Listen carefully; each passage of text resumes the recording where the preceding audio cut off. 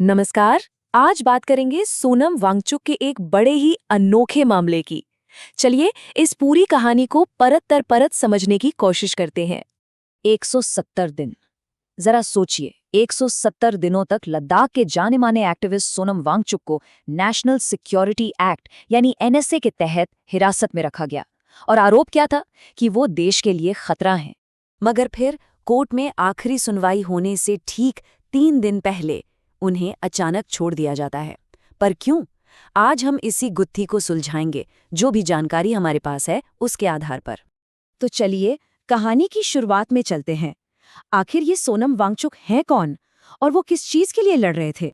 उनका नाम सुनते ही ज्यादातर लोगों को 3 इडियट्स के रैंचो की याद आती है, लेकिन वो सिर्फ एक वैज्ञानिक या उस किरदार की प्रेरणा भर नहीं है।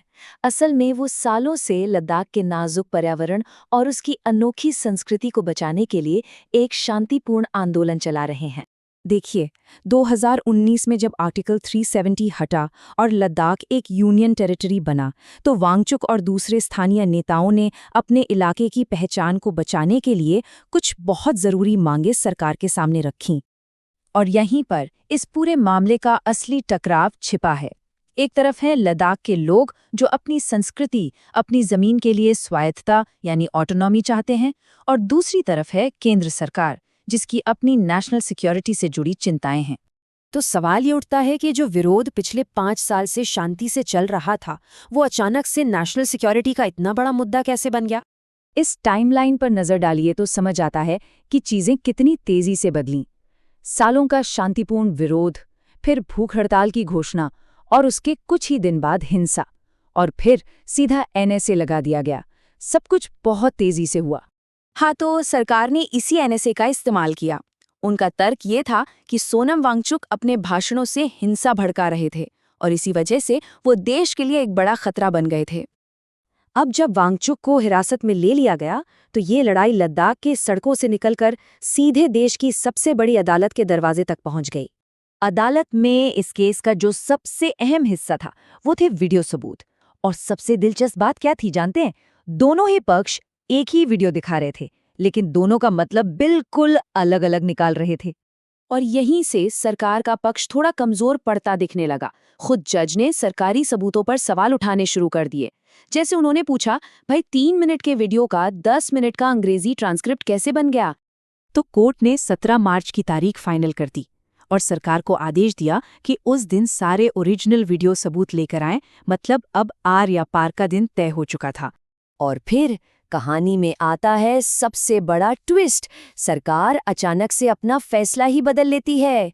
फाइनल हियरिंग से ठीक 3 दिन पहले 14 मार्च को सरकार सोनम वांगचुक पर लगे एनएसए के सारे चार्जेस वापस ले लेती है।